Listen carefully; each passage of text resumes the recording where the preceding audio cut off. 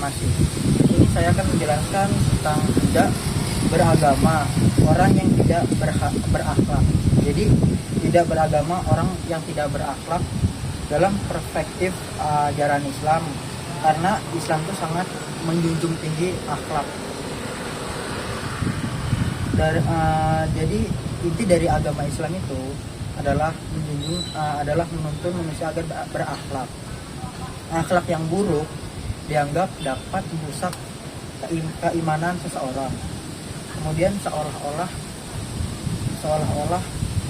nilai dari agama itu sendiri hilang jika tidak memiliki akhlak. Jadi yang pertama itu akhlak itu adalah misi dari Rasulullah SAW untuk diutus di bumi. Jadi Rasulullah sendiri menyatakan bahwa tujuan utama diutusnya beliau adalah untuk menyempurnakan akhlak, seperti hadis Al-Bukhari dalam Adabul Mufrad bin Ahmad yang berbunyi, innama bu'itu lil utamima makarim al akhlak, yang artinya sesungguhnya aku diutus hanyalah untuk menyempurnakan akhlak yang mulia. Jadi hadis ini menempatkan akhlak sebagai misi tujuan utama. Ya, artinya jika seseorang mengaku beragama Islam tapi akhlaknya buruk, dia telah gagal dalam menangkap dan mengamalkan misi yang dibawa oleh Rasulullah. Nah, poin yang kedua, kualitas iman ditentukan oleh akhlak. Itu maksudnya gimana? Jadi Islam itu mengajarkan bahwa kadar keimanan seseorang bisa diukur dari akhlak itu sendiri, terutama dalam pergaulan sehari-hari, seperti hadis dari At-Tirmidzi yang berbunyi, akhlakul mu'minina imanan ahsanuhum khuluqan wa afdaluhum bi ahlihi.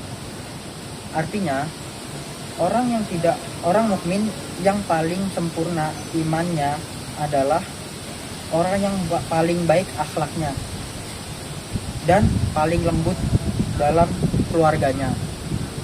Maksud dari hadis ini adalah menghubungkan kesempurnaan iman dengan kebaikan akhlak. Jadi semakin baik akhlak seseorang, terutama kepada orang yang paling dekat, semakin sempurna pula imannya. Jadi orang-orang yang tidak berakhlak baik dianggap tidak memiliki iman yang sempurna.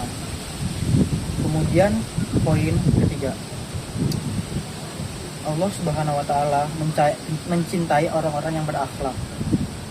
Al-Quran dan hadis menegaskan pentingnya bersikap santun, rendah hati, dan pemaaf.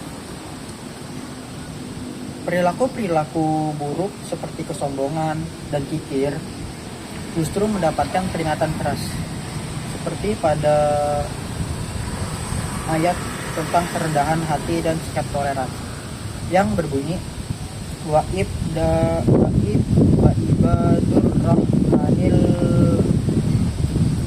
rahmanil ladina yamshuna ala ardil hauna wa iza khatabahumul jahilna qalu salama, yang artinya, dan hamba-hamba Tuhan yang maha penyayang itu ialah orang yang berjalan di atas bumi dengan rendah hati, dan apabila orang-orang jahil menyapa mereka mengucapkan kata-kata yang mengandung unsur keselamatan. Quran surah Al-Furqan ayat 63. Kemudian ada lagi ayat Al-Quran tentang kesombongan yang berbunyi, wala tushar